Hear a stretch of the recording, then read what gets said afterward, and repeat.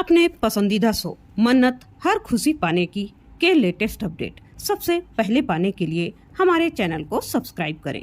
आज के एपिसोड की शुरुआत में श्रुति मन्नत से कहती है, मन्नत सोनिया को तेरी जरूरत है, एक बेटी की जरूरत है और मल्लिका तेरी तरह समझदार नहीं है। तब मन्नत अपनी श्रुति माँ से कहती है, इसीलिए तो मैं कहती हूँ उनको अपने इंसाफ के लिए लड़ना चाहिए और अपने गुनहगार को सजा दिलानी चाहिए जिन्होंने उनके साथ गलत किया था। लेकिन आप समझ क्यों नहीं रही हो?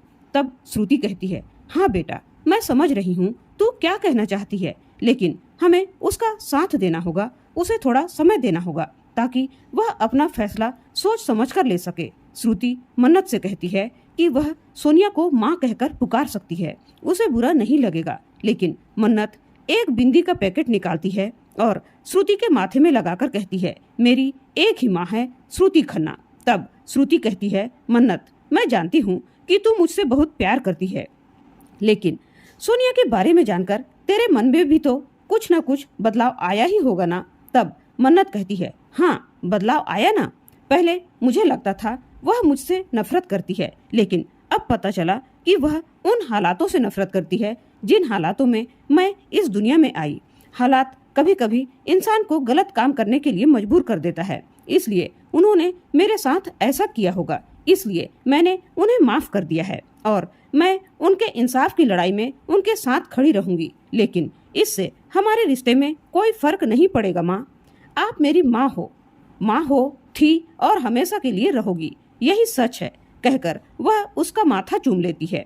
नीतू ऐश्वर्या को पूजा के लिए अपने साथ चलने के लिए कहती है। ऐश्वर्या भी उसके साथ जाने के लिए तैयार हो जाती है। तब नीतू उससे पूछती है, तुमने मन्नत को अपनी बेटी मान तो लिया है, लेकिन क्या तुम अभी भी चाहती हो कि मल्लिका विक्रांत की ही पत्नी बनी रहे? तब ऐश्वर्या कहती है, मन्नत और मल्लिका दोनों ही मेरी बेटी हैं। तब नीतू कहती है, तुम चिंता मत करो, मैं मल्लिका की ही साइड हूँ। वह मन में चिंता जाहिर करती है, आखिर ये ऐश्वर्या चाहती क्या है। मन्नत अपने कमरे में तैयार हो रही होती है, तभी मल्लिका और उसकी दादी प्लान बनाते हैं। मल्लिका अपनी दादी से ऊंचे आवाज में कहती है, प्लीज दादी, मुझे मॉम के पास नहीं जाना, अब मन्नत है ना उनका ख्याल रखने के लिए। और दोनों वहाँ से जाने लगती हैं। मन्नत उन दोनों की बातें सुन लेती है।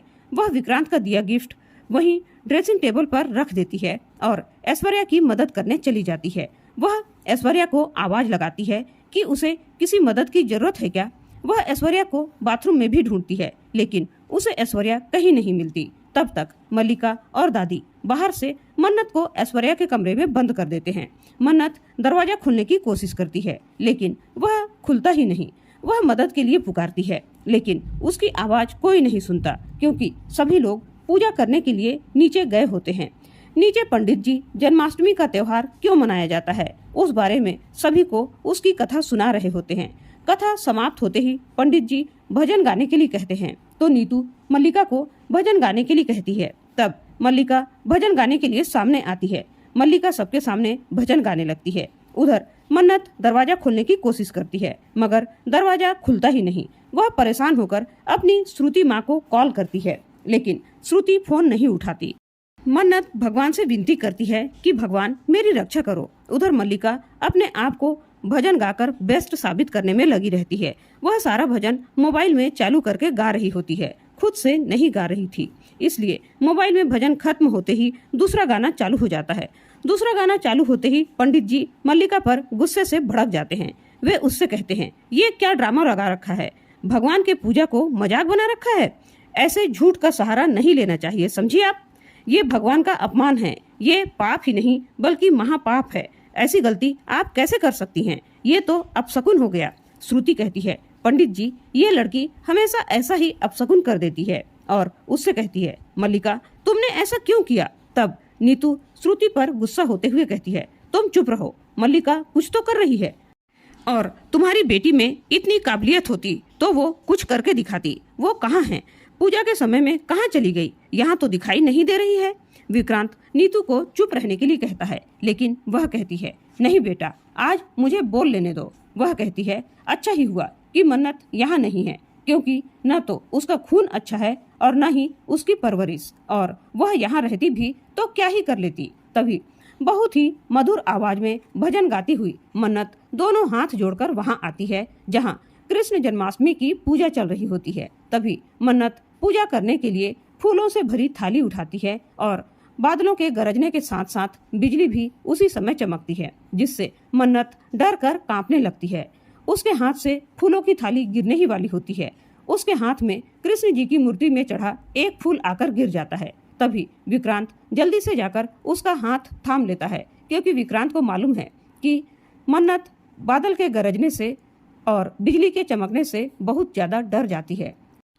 अब मौसम के शांत होते ही विक्रांत और घर के सभी लोग उसके साथ साथ फिर से वही भजन गाने लगते हैं। उधर वरुण अनिरुद्ध के ऑफिस में जाकर उसे आवाज लगाता है, लाइट चालू करके देखता है, लेकिन उसे अनिरुद्ध कहीं भी दिखाई नहीं देता। वह देखता है वहाँ रखी चीजें बिखरी पड़ी है। वह सोचता है गुस्से में कहीं बॉस ऐश्वर्या के पास तो नहीं चले गए, और वह उसे फोन लगाता है, लेकिन अनिरुद्ध का फोन बंद आता है। उसे कुछ समझ में नहीं आता कि वह क्या करे। वह मन्नत को फोन लगाता है, लेकिन मन्नत फोन नहीं उठा पाती। वह फिर से मन्नत को बार बार फोन लगाता है। गगन पंडित जी से कहता है कि रात के 12 बज गए हैं, अब कान्हा जी के जन्मदिन की तैयारी शुरू करते हैं। पंडित जी भी उसकी बात से सहमत होते हैं। विक्रांत लाइट ऑफ करने के लिए अपने नौकर से कहता है। पंडित जी विक्रांत और मन्नत को कान्हा जी के पूजन की पूरी तैयारी करवाते हैं। उन दोनों को एक साथ काम करते देख मल्लिका मन ही मन जल भून जाती है और कहती है, मैं किसी भी हाल में विक्रांत की जिंदगी में तुम्हें नहीं आने दूंगी मन्नत, बस तुम देखती रहो। और इसी के साथ आज का एपिसोड खत्म हो जाता है। कल के एपिसोड में देखने को मिलने वाला है वरुण मन्नत से कहता है, मन्नत मैम, मैं इसलिए आपको बार बार कॉल कर रहा हूँ क्योंकि मेरे बॉस यहाँ नहीं हैं। सर वहाँ आए हैं क्या? मन्नत कहती है, ये सब अनिरुद्ध सक्सेना ने किए हैं। विक्रांत मन्नत से कहता है, उन्हें ऐश्वर्या आंटी से बदला लेना है, तो वे उन्हें कहाँ ले जा सकते हैं? मन्नत कहती है, मेजबानी। विक्रांत कहता है, मेजबानी चलते हैं। अनिरुद्ध ऐश्वर्या से कहता है, मरना तो तुम्हें होगा ही सोनिया। और आज का एपिसोड आप लोगों को कैसा लगा कमेंट करके जरूर बताइएगा। वीडियो पसंद आई हो तो लाइक और शेयर जरूर करें। चैनल में पहली बार आए हैं तो सब्सक्राइब करना बिल्कुल न भूलें, और ऐसे ही डेली अपडेट पाने के लिए हमारे चैनल को सब्सक्राइब जरूर करें। धन्यवाद।